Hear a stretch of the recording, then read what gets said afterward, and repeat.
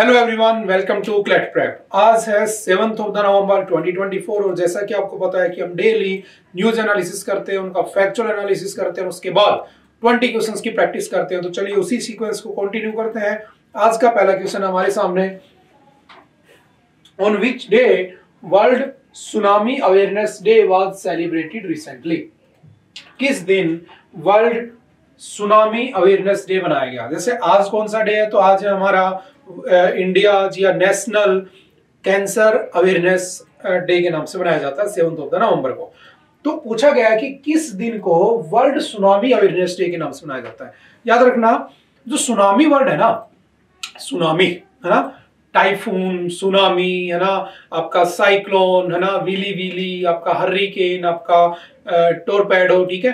तो आपसे पूछे सुनामी किस दिन मनाया जाता है, तो सिंपल याद रखना 5th November is celebrated as the World Tsunami Awareness Day. Which of the following countries has increased the visa quota for skilled Indian professionals from 20 to 90,000?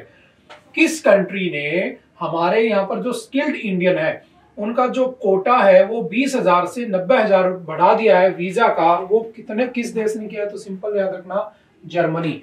Option number D is the right answer. Only simple one liner question है। Which of the following countries has banned the use of mobile phones by police personnel on duty?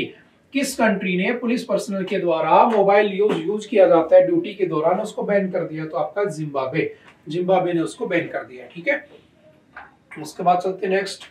Who among the following has won the World Boxing Federation's Super Featherweight world title? तो पहली बार किसी Indian ने इसको जीता है, कौन है वो? तो सिंपल याद रखना, क्या नाम है उनका? तो Mandeep Jangra. Option number A is the right answer, ठीक है। सिंपल वन लाइनर का क्वेश्चन है। इसके बाद चलते next. Which of the following states has declared heat wave as a state specific disaster? किसने हीट वेव को एक स्टेट स्पेसिफिक डिजास्टर डिक्लेयर किया? तो याद रखना option number D is the right answer, heat waves को, ठीक है। और इससे पहले मैं आपको बता चुका हूं कि क्लाइमेट चेंज के एडवर्स इफेक्ट से होने वाले जो चेंजेस हैं, ठीक है, या क्लाइमेट चेंज की वजह से जो एडवर्स इफेक्ट होता है लोगों के ऊपर, फंडामेंटल राइट्स के अगर वायलेशन होता है तो वो आपके आर्टिकल 21 का वायलेशन है। ये इस बार ग्रेट इंडियन बस्टर्ड वाले केस में सुप्रीम कोर्ट डिसीजन दे चुकी है, इसको भी ध्यान रखना। Because article 21 belongs to right to live, right to life with dignity and in a healthy environment, ठीक है। उसके बाद चलते next. In which of the following countries fossils of 130 million years old male mosquitoes have been found? किस country में 130 million पुराना एक जो मॉस्किटो मच्छर का फोसिल मिला है? तो किसमें? Lebanon. And what is the capital of Lebanon? तो याद रखना Beirut.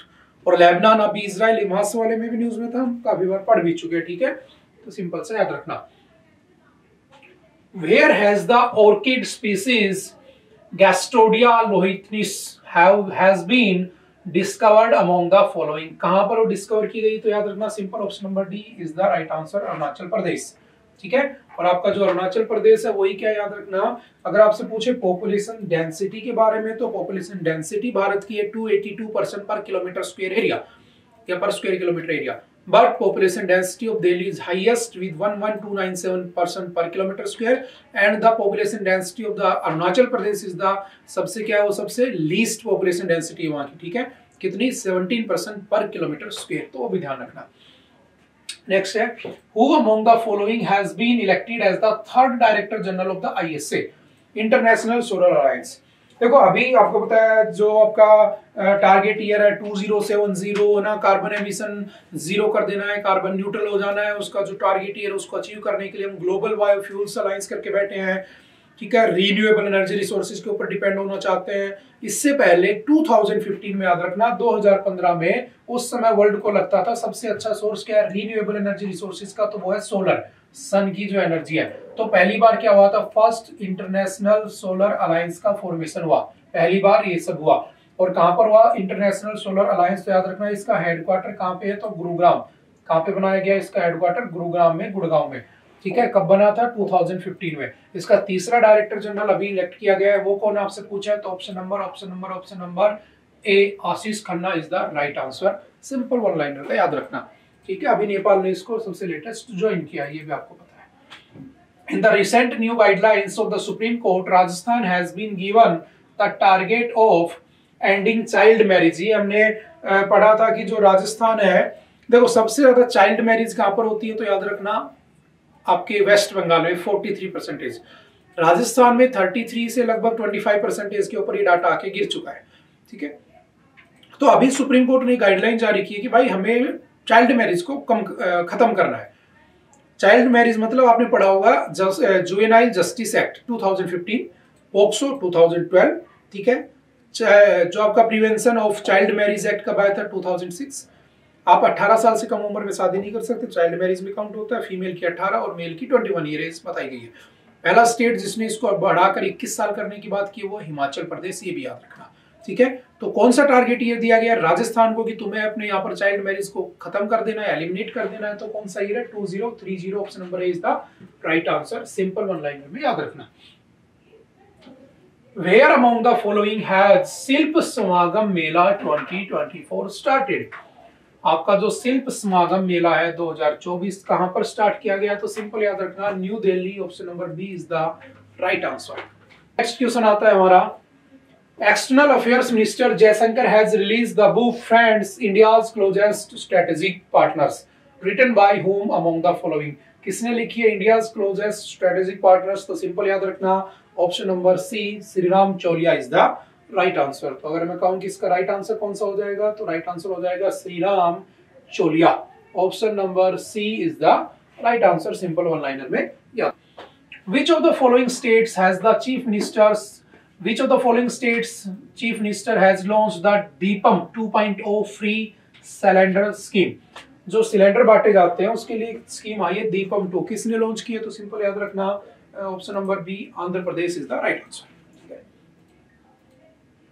Who won the US presidential election in November 2024? किसने जीता है प्रेसिडेंशियल इलेक्शन, तो आपको पता ही है कौन है, तो mister Donald Trump is the right answer. ठीक है, next, when was the international day for preventing the exploitations of the environment in war and armed conflict celebrated recently? तो कब मनाया जाता है, तो सिंपल याद रखना 6 नवंबर क्या बनाया जाता है, international day for preventing the exploitation of the environment in war and armed conflict. ठीक है, recently which country has launched a wooden satellite Lignosat into space? किसने लिग्नोसैट को स्पेस में लॉन्च किया है, जो कि एक वुडन सैटेलाइट है, तो option number C that is Japan is the right answer. And Japan और India next to next year एक मिशन लॉन्च करने वाले हैं Chandrayaan 4 that is named as LUPEX. India Japan, ISRO JAXA. ठीक है, नेक्स्ट क्वेश्चन पे चलते हैं। Who recently released his book Speaking with Nature: The Origin of the Indian Environmentalism? ये जो बुक है सिंपल वन लाइनर में याद रखना है, जो बुक है origin of the Indian environmentalism, किसके द्वारा लिखी गई है, तो ये भी गलत है, ये भी गलत है, तो ऑप्शन नंबर कौन सा सही हो जाएगा, Ramachandra Guha. Option number C is the right answer. Simple सा याद रखना। चलते हैं नेक्स्ट क्वेश्चन के ऊपर। Recently Sharda Sinha has passed away, who was she? कौन है शारदा सिन्हा जिनकी डेथ हो गई अभी, तो एक सिंगर थी, है ना, आप जानते हो, काफी न्यूज में भी रही है 1-2 दिन में। Recently, where has the first polo stadium been inaugurated? पहला पोलो स्टेडियम कहां पर इनोग्रेट किया गया है, तो सिंपल याद रखना पहला पोलो स्टेडियम आपका इनोग्रेट किया गया है कहां पर, तो आपका ऑप्शन नंबर बी लद्दाख। और याद रखना पोलो खेलते हुए अगर आपसे पूछे कौन सा दिल्ली सल्तनत का कौन सा राजा था, दिल्ली डायनेस्टी का, जो पोलो खेलते हुए जिसकी डेथ हो गई थी, चौगान जिसको कहते हैं, तो याद रखना कुतुबुद्दीन ऐबक, जिनकी घोड़े पर बैठकर पोलो खेलते खेलते डेथ हो गई थी। चलो मेरा एक क्वेश्चन आपको घर से है ना, पढ़ाई भी होगा कभी ना कभी। कौन सा ऐसा मुस्लिम राजा था जो सीढ़ियों से गिरकर मर गया था? कौन सा मुगल राजा था, मुझे कमेंट करके बताना। Where has the world's largest food and beverage industry event Gulf Host 2024 started recently? कहां पर हुआ है, तो सिंपल याद रखना Dubai. Option number A is the right answer. Which country has recently hosted the Ocean Summit? किसने ocean summit को launch किया है, तो सिंपल याद रखना आपका option number C India. India ने ओशियन समिट 2024 को होस्ट किया इस बार। सिंपल वन लाइनर में याद रखना। आई थिंक आज के लिए इतना ही था। आई होप कि आपको चीजें समझ में आई होंगी। अगर आप लोगों ने एडिटोरियल देखा होगा तो उसके बाद ये क्वेश्चंस की प्रैक्टिस लगाना जस्ट एक रिव्यू करने वाली चीज होती है। ठीक है, ओके बाय बाय, मिलते हैं दोबारा से नेक्स्ट लेक्चर में। Okay bye bye, thank you, have a nice day.